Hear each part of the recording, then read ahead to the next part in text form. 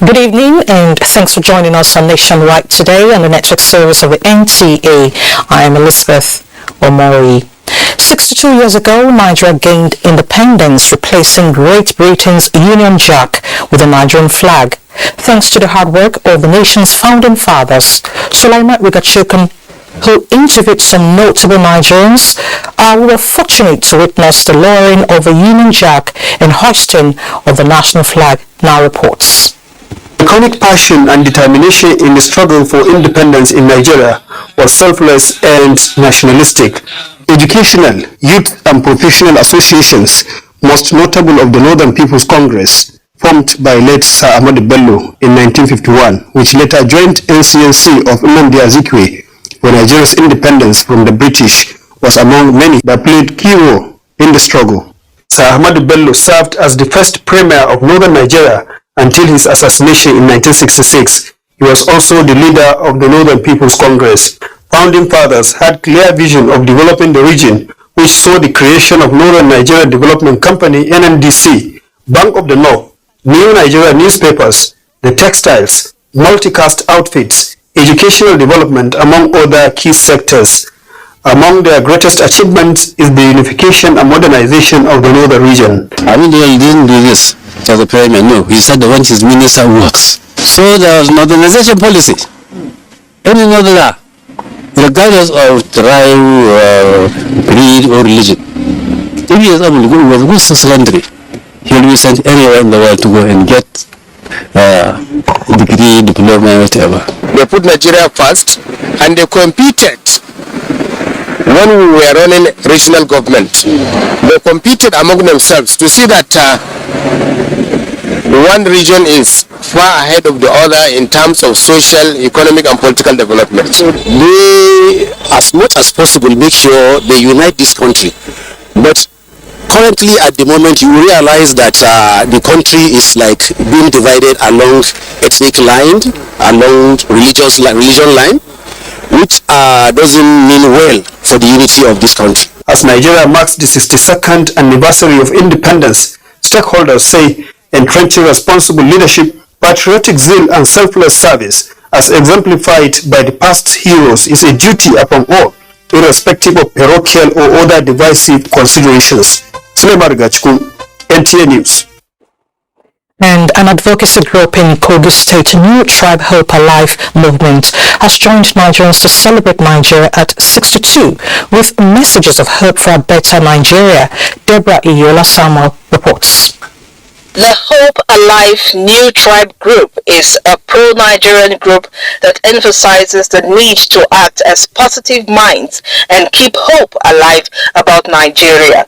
The celebration of Nigerians' independence is among other programs the group identifies with to promote unity and peace. 62 years is small when you're talking about the lifespan of a nation. So we still have a lot to go. And I can say very much that, look, we are laying a good foundation. It may not look so rosy, but there's so much to look forward to. A gathering by the group members to mark the 62nd anniversary of Nigeria started small, but grew bigger with the involvement of Kogi State Youth Corps members. We felt it is important for us to come out as a Nigerian to come and amplify the unity of this country. The work ended at the Buhari Square with Kogi State government functionaries participating.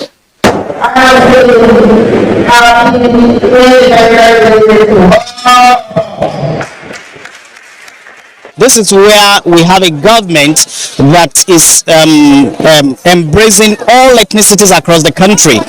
So that should be the spirit. The message is for Nigerians to keep hope alive. In Lokoja, Deborah Iola Samuel, NTA News. And still on the 62nd independence anniversary, many groups are celebrating the occasion in different ways for Mountain of Fire and Miracles Ministries, Region 43, Nyanya. It is time to share with the needy in their host communities. Ekene Nduli reports. It is often said that a little help with a little smile gives meaning to human life. Giving meaning to the lives of the needy in the suburb of Nyanya is what Mountain of Fire and Miracles Ministries set out to achieve in the Take Them a Meal outreach. They have invited residents to the palace of the traditional ruler to share messages of hope. Food items and educational materials were also part of the goodies in their kitty. Since we came in here, we realized that there had been no crisis, we had peace, so we decided to come visit the palace chief, and just to appreciate what they have been doing and to also show our own Christ love. The idea is to extend the love of God, to showcase the love of God that He has given to us. God has given us Himself as love as Jesus Christ, so we're equally extended to humanity. It is love well received, and residents are appreciative of the gesture, which has become an annual ritual. We see the item where they give it to us. In fact, we really appreciate. This is only the first time they are giving. Prayers for healings and peace in the country came with a palpable hope for a better Nigeria. Ekene Ndulwe, NTA News. Away from that celebration, a political movement tagged Ashiwaju Project Beyond 2023 has taken a bold step in wooing more support for Tinubu Shetima's ticket for 2023 presidency. Abubakar Akwanga reports. Asiwaju Bola Ahmed Tinubu and Kashim Shetima's presidential ticket on the platform of All Progressives Congress APC is fast gathering momentum. This time around, the Asiwaju Project Beyond 2023 is mobilizing Nigerians to stand on the mandate of APC presidential candidates. Asiwaju is not centered on ethnicity. When you are saying we must vote for you, it's not about it's in the collective way. They have no record of discrimination between tribal groups in Nigeria. They have demonstrated capacity to develop education, develop the economy, build bridges, build leaders. This message you are hearing here, we are taking it down to the grassroots, because elections are not won in Abuja. Elections are won at the grassroots. When it comes to gender issues, we all know that Jagaban is not biased on that, and you can see even his wife is a politician. She is somebody that encourages women to get involved into politics. The group says it is working out modalities to encourage massive participation of Nigerians in APC campaign at all levels, with success in sight come 2023. In Abuja, Abubakar Akwanga, NTA News. And the Board of Trustees of the People's Democratic Party has resolved to end the internal squabbles within the party soon. The resolution was made at a peace-building meeting between the board members and the party's vice presidential candidates and Delta State Governor Senator Ifeanyi Okowa. Timothy Yusuf reports. The Senator Adolphus Wabara-led Board of Trustees of the PDP met with the Vice Presidential candidate Dr. Ifeanyi Okowa with one agenda: resolving the party's internal crisis. The meeting was held behind closed doors at the Delta State Governor's Lodge, Asokoro, Abuja. We will be meeting with the principal, anytime from now, and from there we will then move to meet Governor Wike. We have what it takes to resolve the problems that special grace brought. We've been talking with ourselves, and I believe that there's still a little work to be done, but a lot has been done, and we are lightly reconciled. There are still issues to be dealt with, and that's why you've seen the visit of the leaders of the party, the Board of Trustees. We have had very useful discussions on what they could do and what we ought to continue to do as a party. The acting chairman of the PDP BOT, Senator Adolfo Suwabara, under the banner of PDP BOT Special Reconciliation Committee, has been visiting the party's leaders and stakeholders towards resolving the ongoing crisis rocking the PDP. Meanwhile, the executive members of the PDP New Generation, led by their Director General Audu Mahmoud, as part of Nigeria's 62nd Independence Anniversary celebration, has enjoined the citizenry to allow democracy to flourish for the benefit of all, emphasizing that the PDP New Generation has a formidable structure across the country and remains committed to the task of delivering 5 million votes to the Atiku Okowa ticket and success of all PDP candidates across Nigeria. The committee enjoined PDP members to embrace peace and unity of purpose.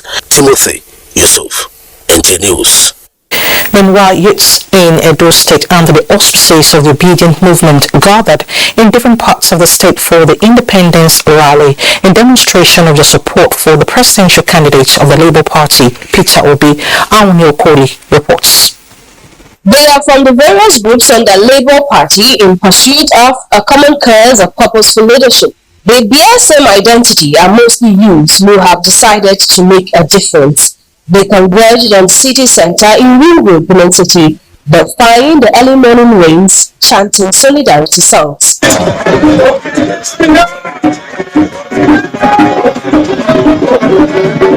The Obedients are seen canvassing for the candidate of the Labour Party, Peter Obi, as they celebrate Nigeria's independence in customized wares. They say their candidate has all that it takes to make Nigeria great again for the provision of basic amenities and economic revival of the country. Our decision to deliver Obi Dati in 2023 is not on social media. It is physically on ground. We mean business. The movement is defined. It's beyond human understanding. I think God has heard the prayers of Nigerians. This is a statement that we are making. It is time. And we are coming into the center of things. The people have to change the narratives because the government belongs to the people. The message to Nigeria is that they should go and cast their votes. They should not sell their votes. Similar rallies took place across Edo Central in support of Peter Obi's candidacy. Our future is bright with the dawn of Obi. Nobody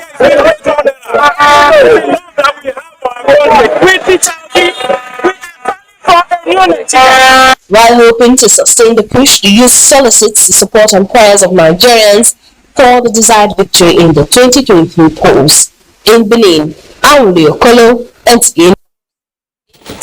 In the presidential candidate of the New Nigeria People's Party, NNPP, Rabiu Musa Kwankwaso, has visited Jos as part of preparations for his presidential campaign. Ijoma Ozemena reports. The New Nigerian People's Party presidential candidate commenced his campaign with the official inauguration of his campaign office in the state. He was accompanied by the governorship candidate of the party in Bauchi State, Haliru Dauda Jika, and other NNPP stalwarts who accorded him a rousing welcome to the state. Our strategy normally is to allow people to continue to underrate us. Our politics is on the ground, not in the air. Rabiu Musa Kwankwaso came into Plateau State to commission our offices and also to pay some visits to some stakeholders in the state and also to meet with the Plateau people and also to introduce our party officially and also to let our people know in the state that NNPP, that's New Nigerian People's Party, has come to stay in Plateau State. The NNPP presidential flag bearer who addressed the media felicitates with Nigerians on the 62nd independence anniversary of the country, urging citizens to celebrate the tremendous progress made so far. He expressed optimism that with good leadership, more would be achieved. He also encouraged all to be steadfast, patriotic, and maintain peace ahead of the 2023 general elections in Jos. Ijoma Ozemena, NTA News. In other news, the president of the International Civil Aviation Organization Council, Salvatore Shintano, has restated the commitment of the organization to partner Nigeria in the establishment and provision of funding for the Faculty of African Aviation and Aerospace University in Nigeria, the first of its kind in Africa for training managers in aviation industry. ICAO president gave assurance when Nigeria's Minister of Aviation Hadi Sirika led the country's delegation to the 41st General Assembly of the organization to his office at the ICAO headquarters in Montreal, Canada, where he promised to support the manpower needs of member nations in order to save and manage the ever-expanding aviation industry. Similarly, Qatari Minister of Transportation is also excited to partner with Nigeria through the provision of some funding and training of its manpower in the university. You're watching Nationwide on NTA. Time to head to Lagos, where Adiola is standing by with some reports. Hello, Adiola. Hello, Elizabeth. Welcome to Lagos.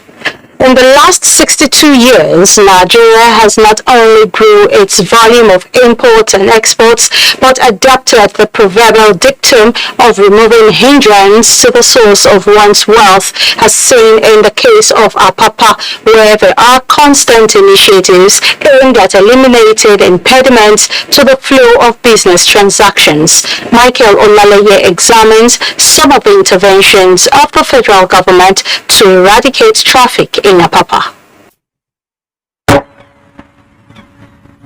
Far back in 1880, the Lagos port has earned the appellation of the Liverpool of Africa. This is not just because of its dominance in maritime trade in the region, but majorly because it is the shortest route to the international waters. With increase in the volume of trade comes congestion in yard occupancy, thereby building of traffic within the Apapa corridor, which was further compounded by the poor state of roads then. Apart from reducing government's revenue from the corridor by 6 trillion naira in 2019, according to the organized private sector, Nigeria started losing its volume of cargoes to neighboring West African countries. There's a syndicate making money from this problem, and until government gets to the root of it, nothing is going to work in Apapa. The zeal to change the tide has remained consistent, with the administration of President Muhammadu Buhari inaugurating various interventions. The first step was the constitution of a presidential task force team headed by Vice President Professor Yemi Osinbajo. The Federal Safety Corps on its part constituted a minimum safety standards for articulated vehicles plying the road. If we have the minimal standard coming in, then we don't expect frequent breakdown of trucks either within the port or along the corridor. So that will definitely ease congestion within the port. With the passing of the day comes new ideas on how best to free the ports for legitimate trade, which one of the strategies identified by the Nigerian Ports Authority is making the corridor inaccessible for trucks and individuals without genuine businesses.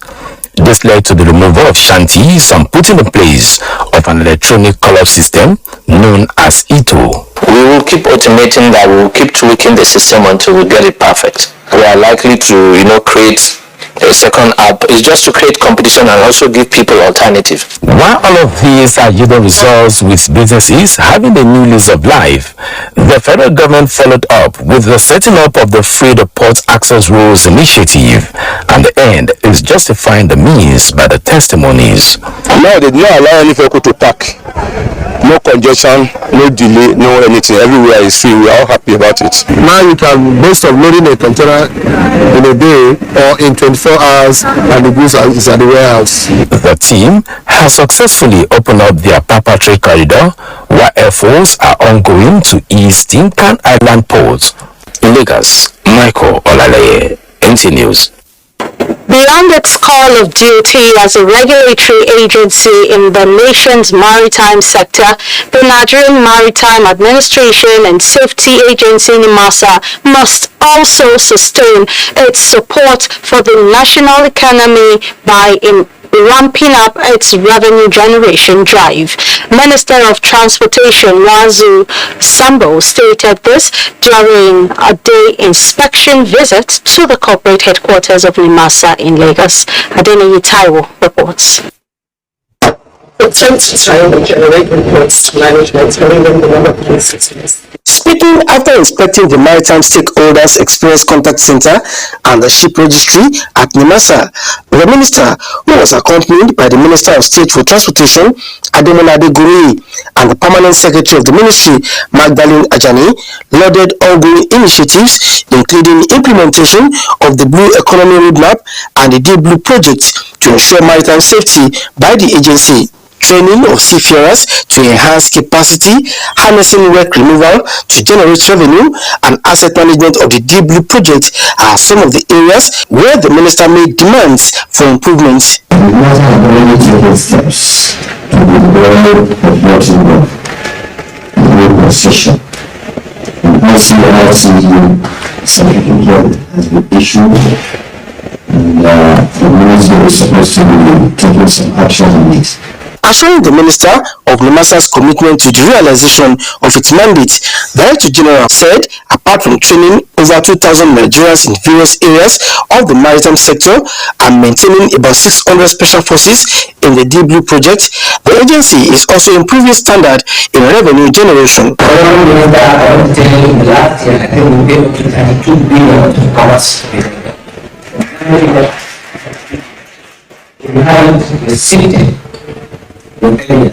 The visit by the Transportation Minister is coming on the heel of the 2022 World Maritime Day celebration, where stakeholders in the maritime sector converged on Lagos to mark the annual event. In Lagos, Adeniyi Taiwo, NTA News. Do not forget to follow this news broadcast live on our website at nta.ng/live and on our other social media handles displayed on your screen for updates. Nationwide will continue with Zimrat's Angels after this time out. To stay on.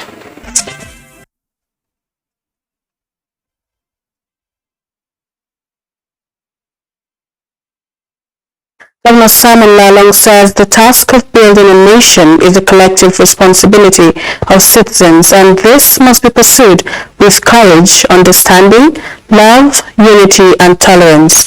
The governor said this in Jos at a dinner to mark Nigeria's 62nd independence anniversary. Priscilla Goma reports. The dinner attracted key players in Plateau State to celebrate Nigeria at 62. In appreciation of the goodness of God on the nation. Governor Simon Lalong says in appreciation of sacrifices made by past leaders, citizens must rise above parochial interest and work towards building a greater nation. He appeals to citizens of the state to continue to love one another and to demonstrate high sense of patriotism, objectivity, and truthfulness, and to ensure democratic ideals thrive as the nation begins electioneering campaigns.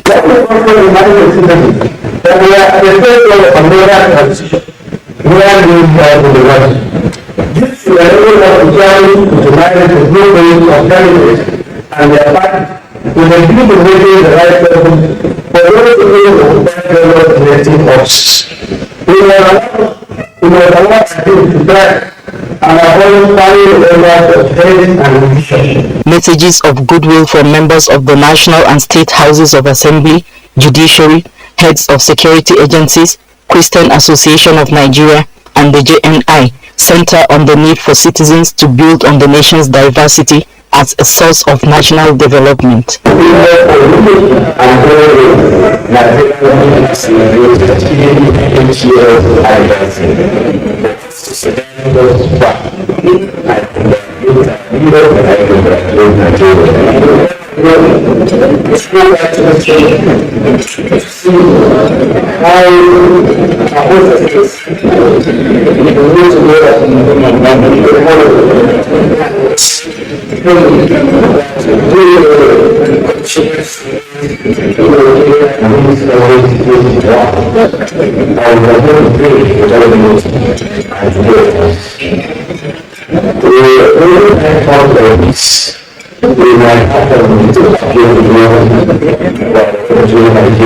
Other key players emphasized for all hands to be on deck and work collectively for the growth and prosperity of the nation.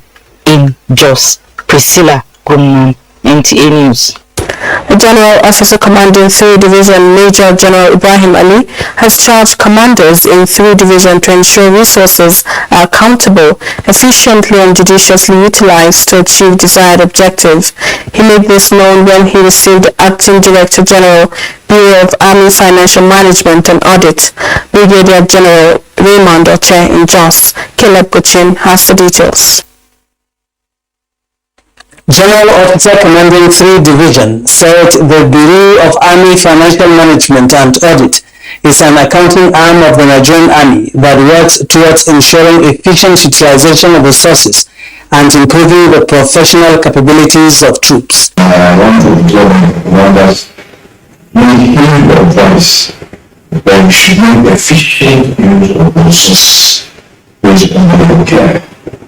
The Acting Director General, Bureau of Army Finance Management and Audit, said the visit is to intimate the GOC on the third quarterly audit. I will not only plead with our organization that we should be able to ensure resources at the external and we will try to survive efficiently and effectively. That is the only way we can see time to insurance. The Acting Director General also commended the GOC for laudable projects at the division and urged him to sustain the good works. That's our contribution from Justice. Back to Elizabeth in Abuja for more reports. Thank you so much, Zenre. Ahead of the 2023 general elections in the country, synergy between the media, electorate, the election umpire as well as security agencies is critical in ensuring a seamless transition to another administration through the ballot. This was the position of participants at a one-day forum organized by the Nigeria Union of Journalists in collaboration with the Information Ministry in Kebbi State. Usman Abdullahi Shehu reports. With the commencement of the electioneering campaigns by those aspiring for elective posts in the forthcoming elections, the coming together of key players to strategize on how to make the plan succeed is not only commendable but apt. The one-day engagement is geared toward exchanging ideas, in particular reminding journalists what is expected of them in their reportage. Stakeholders in attendance strongly advised the need for the press to be more professional in their duty, as anything short of that will be counterproductive in that direction. So this is an opportunity for the journalists and the security agencies to interact and understand operations running and after elections. It's only a reminder for us to be up and doing and to be also observing our ethics and law in discharging our duties. The forum agreed to cooperate in ensuring a hate-free election. The workshop was rounded up with questions and answers. And Birnin Kebbi, Usman Abdullahi Shehu, NTA News. Now that campaigns for the 2023 elections have kicked off, politicians have been advised to make their campaigns issue-based and present sound and convincing proposals on alternative solutions to issues that have utmost concern to Nigerians. The advice is from the Nigeria Civil Society Situation Room.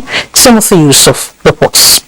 The candidate to look at their background. The Civil Society Situation Room believes that even in the face of the new Electoral Act, the various laws of the land and the penal code must be adhered strictly to within the electioneering campaign period.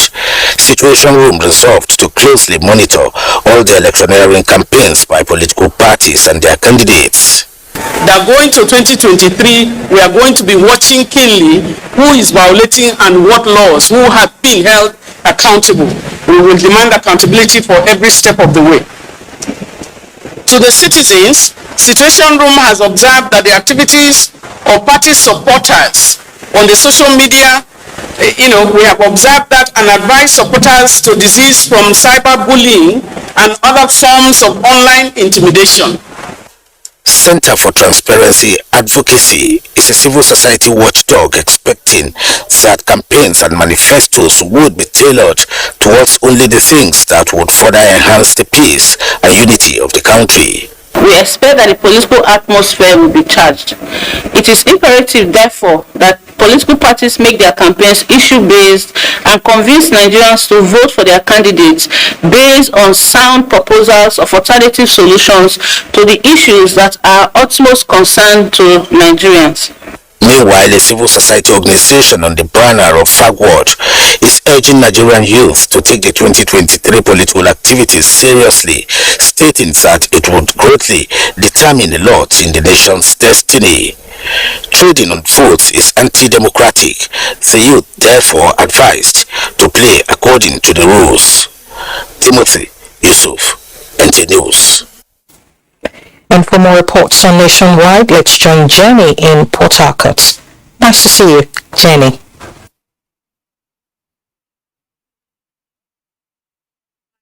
To Elizabeth. River State Governor Nyesom Wike says deliberate efforts should be made by government at all levels to strengthen our institutions and shun acts that prevent the nation from enjoying robust democratic practice. Ogedinyekwe reports that this was at the 62nd Independence Anniversary celebration in River State.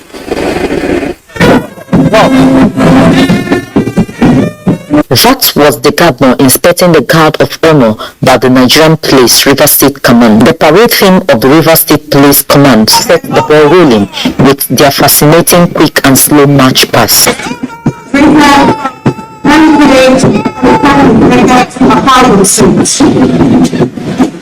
Governor Wike said, in spite of the challenges, Nigeria has achieved some visible developmental strides and economic progress as Africa's largest economy. He said the fact that the country has remained one is worth celebrating. He, however, scored River State government high in project delivery. He said he remains grateful to Rivers people for electing and supporting him pilot the affairs of the state, just as he noted that this will be his last Independence Day speech as governor. After 62 years, Nigeria deserves more than what it has achieved, and Nigerians likewise deserve much more than what their leaders have delivered to them for the country's enormous natural and human resources. The symbolic release of the white pigeons signifying peace was also observed. In Port Harcourt, Ogedinyekwe, NTA News. Meanwhile, the 62nd Independence Anniversary of Nigeria took a different twist in Calabar as the NNS victory extended its corporate social responsibility to the people of Ikore-Demodo in Abuja local government area of Cross River State with a medical rhapsody. Maureen Liu Ajong reports. Medical Rhapsody offered free blood pressure check, hepatitis B and diabetes screening, malaria testing and treatment, as well as dental and eye care services. The people of Ikot-Edem-Odo community were overwhelmed with joy. I have the eye problem. They have tested me and they give me class for me to use it, and as I'm standing now, I am seeing very clearly.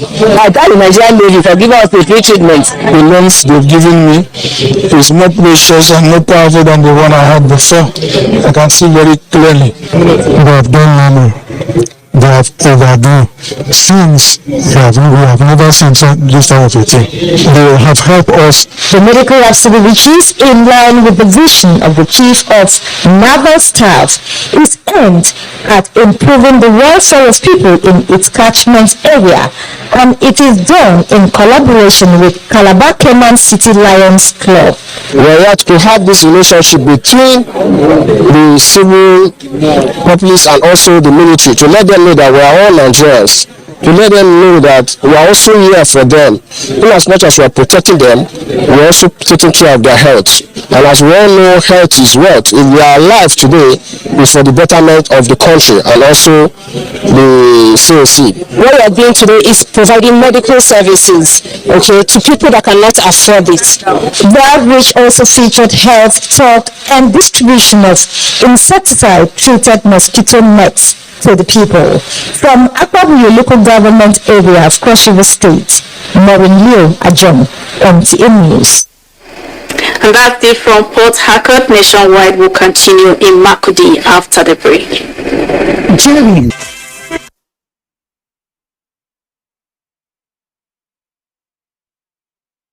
Welcome to Makudi. Benue State Governor Samuel Oshun says there is hope for a better Nigeria on the platter of equity, justice and fairness in the quality. The governor stated this during an interdenominational service to mark Nigeria's 62nd independence anniversary in Makudi. Charles Abba reports. On October 1, 1960, the British Union Jack, which was a symbol of its lordship over Nigeria, was lowered, giving way to the hoisting of the Nigerian flag. We sincerely apologize. We can't continue with our studio in Makudi. The studio seem to be having issues with their audio. The Universal Basic Education Commission, UBEC, has conducted its 2022 National Assessment of Learning Achievement in Basic Education test. The test is used to gauge the system of basic education in terms of standards and quality through testing of learners in primary and junior secondary schools in the country. Olayin Kaujo reports. UNICEF statistics show that Nigeria is currently experiencing learning crisis in which more than 70% of school children cannot read or perform numeracy tasks. And it is to address the challenge of achieving learning outcomes at the fundamental level that the National Assessment of Learning Achievements in Basic Education was created. The exam is simple and it's very interesting. It's fun. I love writing exam. One interesting thing about the assessment is that it is in different types. This is because even though the students are writing the same examination, the numbering of the questions are different. The whole idea is to determine to assess learning. Are our children going to school? Are they learning? The test items, we are very, very satisfied with the way it is and how the children are also engaging with this. Of course, there are one or two things, but I believe that we are, of course, overcoming all of that. The National Assessment of Learning Achievements in Basic Education is organized by UBEC every 3 years in 4 course subjects. Olayin Kaujo, NTA News. To food safety now, the quality and standard of the National Homegrown School Feeding Program across schools in the Federation is expected to improve with the completion of a 1-week intensive safety standard training for supervisors in Abuja. At the closing ceremony of the training facilitated by the National Institute of Tourism Professionals of Nigeria, participants drawn from the 36 states and the FCT are drilled on extensive food safety measures and healthy environment for the Homegrown School Feeding Program in Nigeria. Well, see, the program is a national one. I can see we draw trainers and trainees from over the country to ensure that we have each state have got enough people to train the cooks. Secondly, to ensure that the quality of food delivery is actually up to scratch, and to ensure that the standard is uncompromised. The cooks must know what they are cooking, must know that they are appropriate for the children, and that they should do it in an appropriate environment.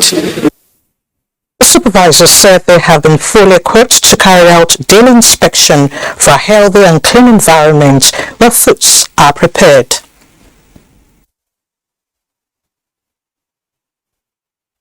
This is for the first time for me that things are going to work out. We are beginning to have a plan that will work out to roll poverty out of the country, Nigeria.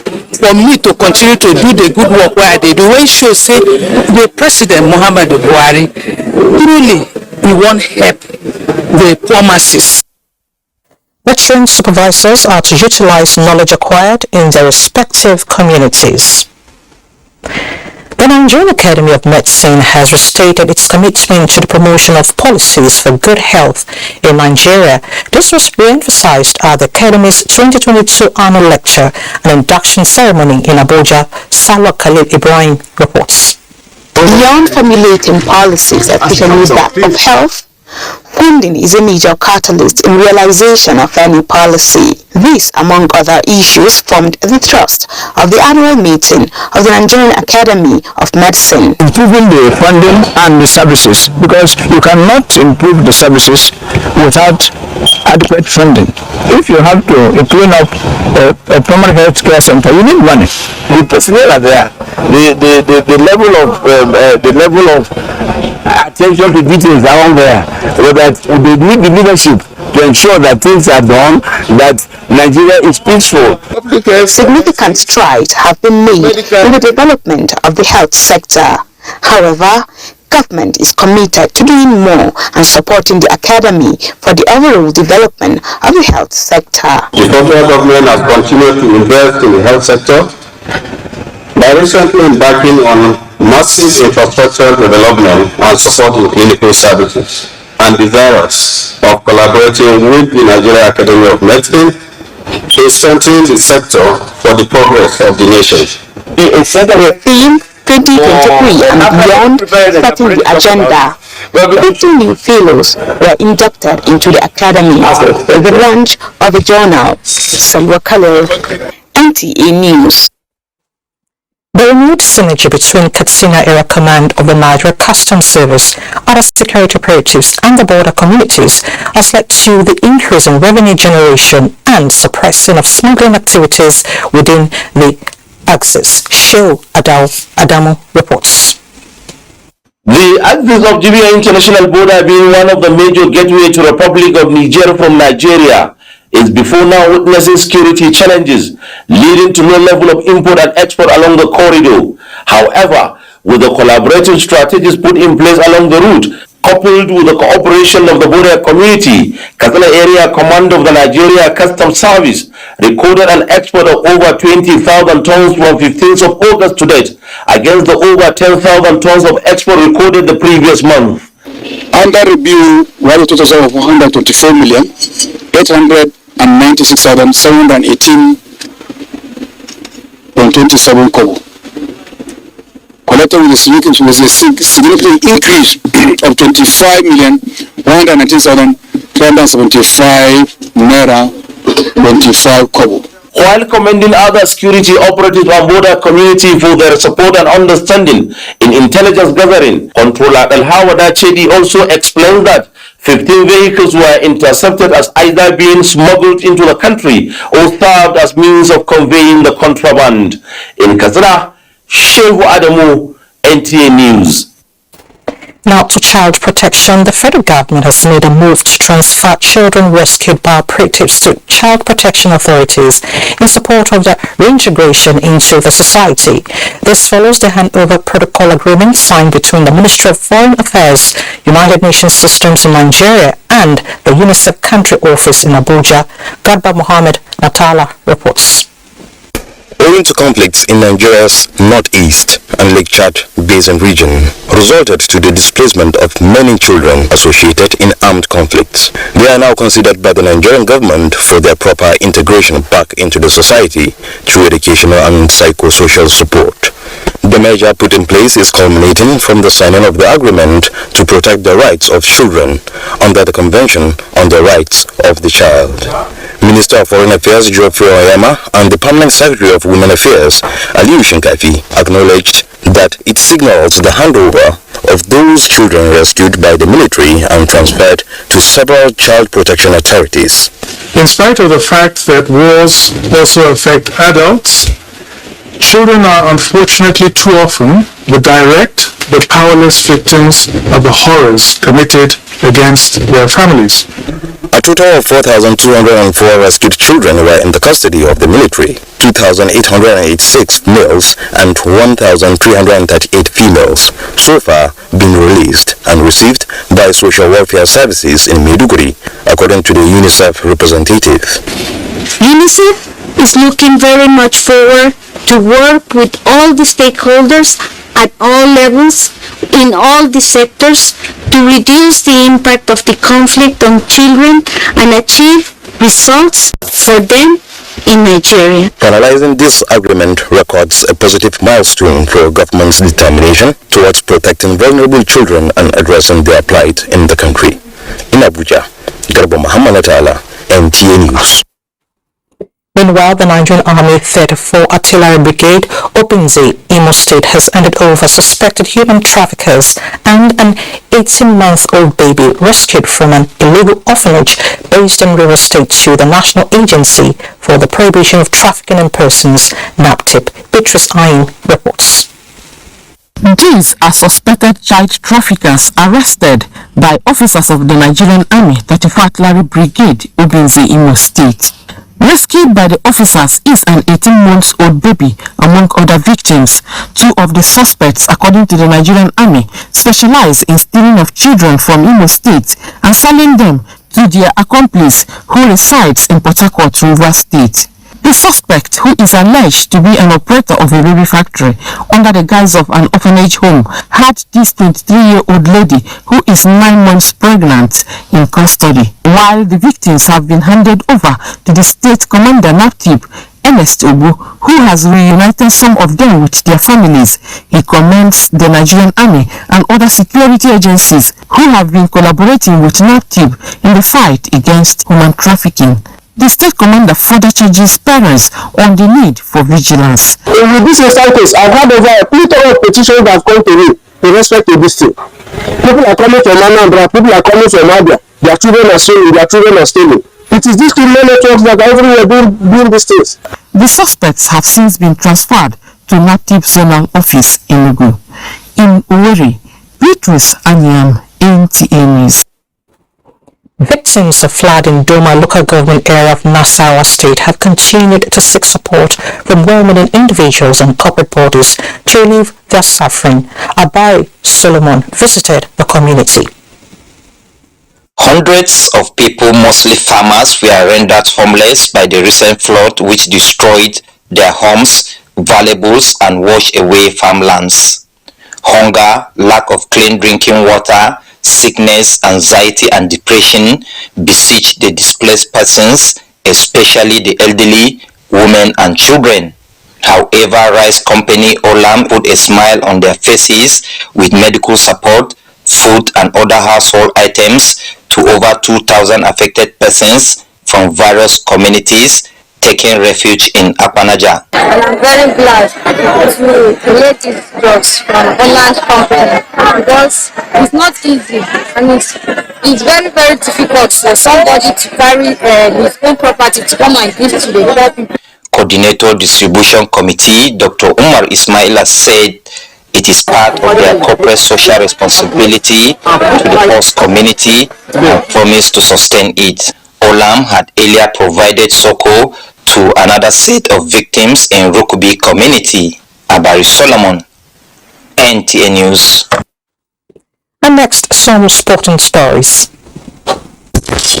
All is now set for the Southwest Zonal elimination among the 6 states of the zone for this year's National Sports Festival after stakeholders meeting in Ibadan. Southwest Zone are very strongly prepared to compete for the 2 slots that will participate at the 21st National Sports Festival. Jerry Wellington has emerged winner of the Abuja National Scrabble Open, which ended Sunday at the Moshood Abiola National Stadium.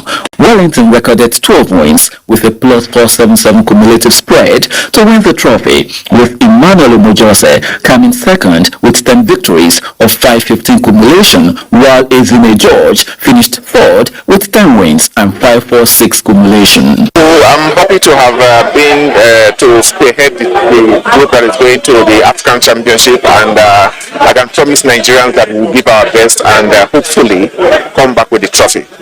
Those we currently chose to represent us in Zambia have also proven that they were well chosen because 7 of them came tops in the Masters category. Golf, more than 400 players from Nigeria and the international community teed off the Independence Day tournament at the IBB International Golf and Country Club, Abuja, in commemoration of Nigeria at 62, where handicap 26 player Babajide Ashebu won with a net of 62.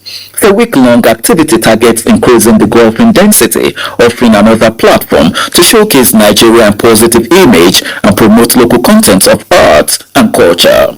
We are also having children clinic, which we term catch them young, and we have a tournament for junior category. We're still together, united Nigerian. Everybody is passionate, doing something for Nigeria. And finally, Aqua United Football Club defeated Katsina United 2-1 in a friendly match played to inaugurate the Eket Sports Stadium in Eket local government area of Akwa Ibom State. John Paul Alumina reports that the construction of the standard football pitch will further develop football at the grassroots. With sports update, Bade Adeleye, NTA News. In sports update with Bade ends nationwide today. Thank you so much for your time. Do remember to always take action against rape and rapists. I'm Elizabeth Mori. Good evening.